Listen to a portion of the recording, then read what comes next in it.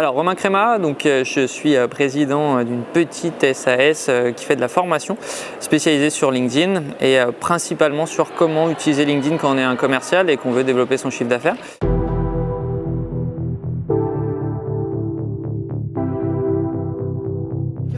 C'est l'intégration d'outils en fait. Social selling, c'est vraiment finalement ma place de prospection et ma place d'action commerciale va être sur les réseaux sociaux. En tout cas, je vais utiliser une partie de ces plateformes pour mon développement commercial. On va parler un peu plus de modern selling avec de licences, d'automatisation, d'outils payants, pourquoi pas. Donc finalement, c'est une grande famille avec des outils, avec des techniques bien sûr. Et donc la différence pour moi des deux, c'est un petit peu de philosophie autour du social selling et on va rentrer avec l'utilisation d'outils et d'automatisation en modern selling.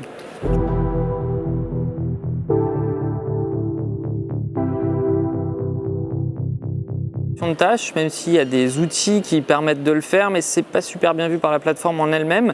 Maintenant, ce qu'on peut faire aujourd'hui, c'est de rerouter des actions humaines de LinkedIn vers des process d'automatisation et de marketing automation, entre autres.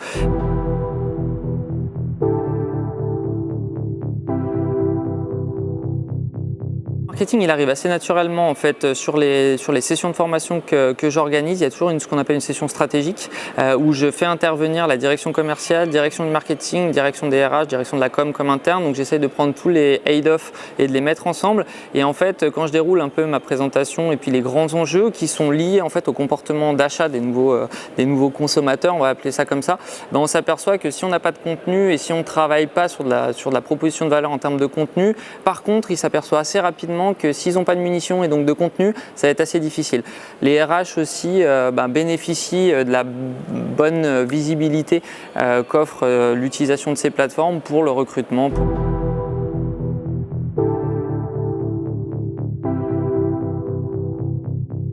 Concept en formant une trentaine en fait, de banquiers d'affaires à l'utilisation de LinkedIn pour la prospection pure et dure, en m'expliquant que j'allais avoir affaire à des profils de personnes qui étaient relativement seniors et donc ils avaient un doute sur l'utilisation de ces plateformes.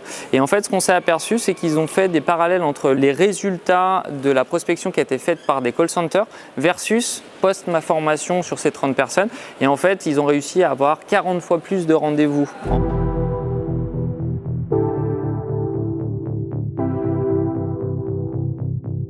Les composantes d'un salon professionnel, c'est qu'on a des visiteurs qui vont se balader avec leurs étiquettes de visiteurs, bien sûr, qui vont aller voir les stands, qui vont aller chercher du contenu, qui vont s'informer. Qui vous voulez être sur ce salon professionnel? À savoir que sur LinkedIn, on a seulement 1% des utilisateurs qui créent du contenu réellement. On a 10% des utilisateurs qui interagissent et on a 90% de visiteurs finalement.